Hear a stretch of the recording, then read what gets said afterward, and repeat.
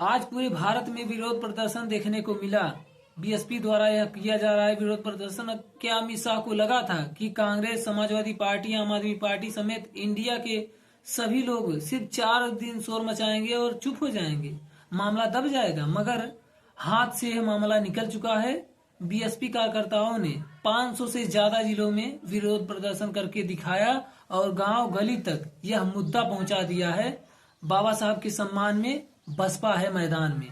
तो क्या ये मैटर अब गंभीर रुख लेने वाला है? देखिए, आकाश आनंद जी सड़क से निकलकर भाजपा को घेरते हुए नजर आए हैं। देखिए, आप तमाम राज्यों की तस्वीरें हमारे साथ देख रहे हैं। आप देखिए कि बीएसपी के कार्यकर्ताओं में कितना जागरूकता है। और बीएसपी सुप्रीमो मायावती जी ने एक बात कह दिया तो उनकी बात पत्थर की लकीर हो जाती है और भाजपा को माफी मांगनी पड़ेगी। अमित शाह को ये बात याद रहे, आज शाम तक उन्हें माफी मांगनी पड़ेगी। और अगर नहीं माने तो फिर अंजाम बुरा होने वाला है। बीजेपी पूरे भारत से साफ होने वाली है।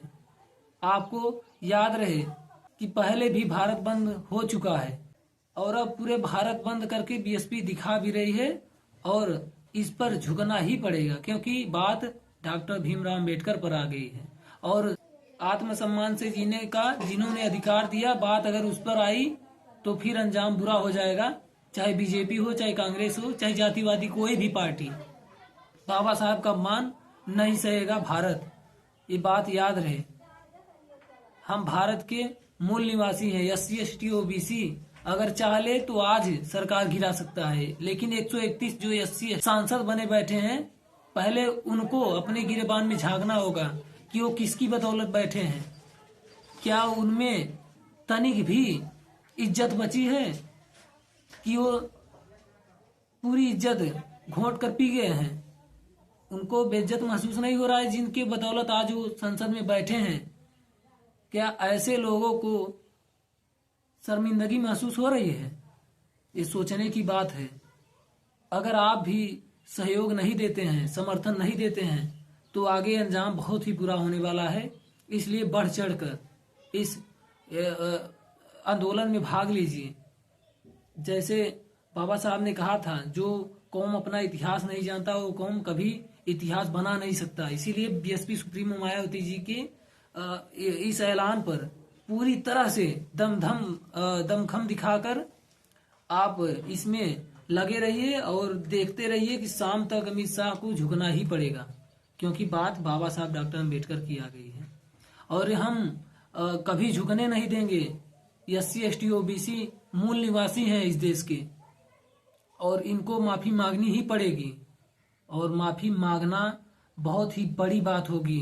अब हमेशा SC ST OBC की ही सरकार चलेगी।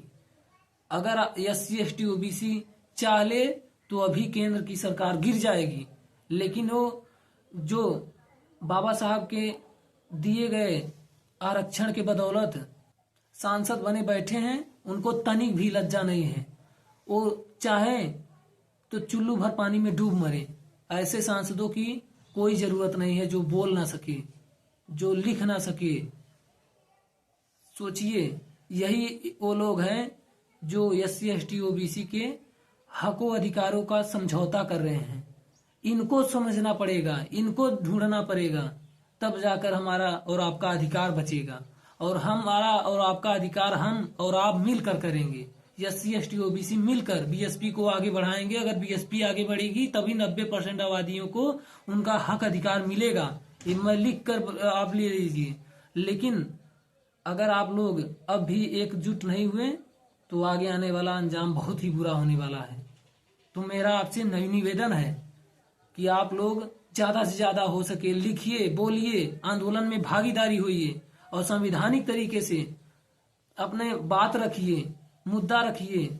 उनको यहाँ पर झुकना पड़ेगा, क्योंकि इसमें संविधान की बात है। बाबा साहब डॉक्टर भीमराव अम्बेडकर जी की बात है, जिन्होंने भारत का संविधान दिया। आज उनके ऊपर टिप्पणी हो रही है। उनसे बड़ा तो भारत में कोई ऐसा माईकलाल पैदा नहीं हुआ जो भारत का संविधान बना सकता।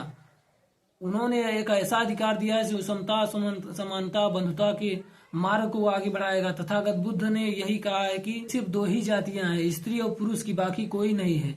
इस पर भी ध्यान देना पड़ेगा। सबसे पहले अगर रोशनी किसी ने दिखाया है तो तथागत गौतम बुद्ध जी ने ही दिखाया है। उसके बाद अगर किसी ने दिखाया तो महात्मा ज्योतिबा फूले ने और सावित्री बाई फूले ने दिखाया, माता से फातिमा शेख ने दिखाया है। उसके बाद अगर देखा जाए तो यही आंदोलन उठकर शिवाजी महाराज, संभाजी महाराज, तमाम ऐसे महापुरुष हुए जो संत कबीर, संत रविदास जी महाराज, उसके बाद डॉक्टर भीमराव अम्बेडकर जी से लेकर आज तक चली आ रही बहुजन समाज पार्टी ने इस कारवां को आगे बढ़ाया। मान्यवर कांसीराम साहब ने अथक प्रयास किया है, जमीन से जुड़कर उन्होंने इस पर बहुत ही बड़ा योगदान दिया है। तब जाकर आज SC ST OBC के लोग सोशल मीडिया पर बोल रहे हैं, लिख रहे हैं, पढ़ रहे हैं, आगे बढ़ रहे हैं, आरक्षण मिल रहा है, सांसद विधायक भी बन रहे हैं। लेकिन इन लोगों को अपनी नाकामी पर डूब मरना चाहिए। ऐसे लोग भारत की भूमि के लिए कलंक हैं। सोचना होगा, अगर आपके बाबा साहब अम्बेडकर का अपमान हो रहा है तो इसमें आपका भी हाथ है, इसमें आप भी उतने ही भागीदार हैं जितना कि सामने वाला बोलने वाला है, उतना ही आप भी भागीदार हैं। सोचिएगा। और BSP एक ऐसी पार्टी है जिन्होंने कभी भी अपने मिशन से समझौता नहीं किया है, बात याद रहे। उनका इतिहास स्वर्ण अक्षरों में लिखा जाएगा। बहन जी आज भी हमारी नेता हैं, कल भी रहेंगी और आगे इतिहास में भी रहेंगी, ये बात याद रहे। और अगर कोई भी समझौता कर रहा है SC ST OBC के नेता तो उसको भी दरकिनार करना होगा बहुजन समाज को, तभी जाकर बहुजन समाज आगे बढ़ेगा और उसको संवैधानिक हक मिल पाएगा। इसलिए आप देखते रहिए कितने यहाँ पर प्रदर्शन किए जा रहे हैं। ये तमाम तस्वीरें आप देख रहे हैं तो भारत के सभी राज्यों से ऐसी तस्वीरें आ रही है सामने, जहाँ पर भारत बंद एक तरीके से देखा जा रहा है, वहां पर धरना प्रदर्शन किया गया है। और आप देख रहे हैं तब तस्वीरें भारत के कोने कोने से, हर राज्यों में जो भाजपा के विरोध में लगी हुई है। BSP सुप्रीमो मायावती जी ने पूरी तरह से यह आंदोलन सफल बना दिया है। आपको बता दें शाम तक ये खबरें आएगी और अमित शाह को माफी मांगनी पड़ेगी। आप देख लीजिएगा, गांठ बांध लीजिएगा। अम्बेडकरवादी का आने वाला भविष्य बहुत ही सुनहरा होगा। SC ST OBC से कोई आंखें नहीं मिला पाएगा। ये ऐसी आने वाली SC ST OBC की नस्लों से कोई बात नहीं कर पाएगा, जुबान तक लड़ाने की हिम्मत नहीं होगी। बस मेरा यही बात मानना होगा कि आप लोग ज्यादा से ज्यादा लिखिए, बोलिए, पढ़िए, आरक्षण का लाभ लीजिए, संसद में मंत्री बनिए, सांसद बनिए, विधायक बनिए, उसके बाद आप जज बनिए, लेकिन बोलना, लिखना, पढ़ना मत छोड़िए। मैं कहता हूं कि अगर आपको कोई भी हक अधिकार दिलाएगा तो BSP है। बस देखते रहिए। धन्यवाद।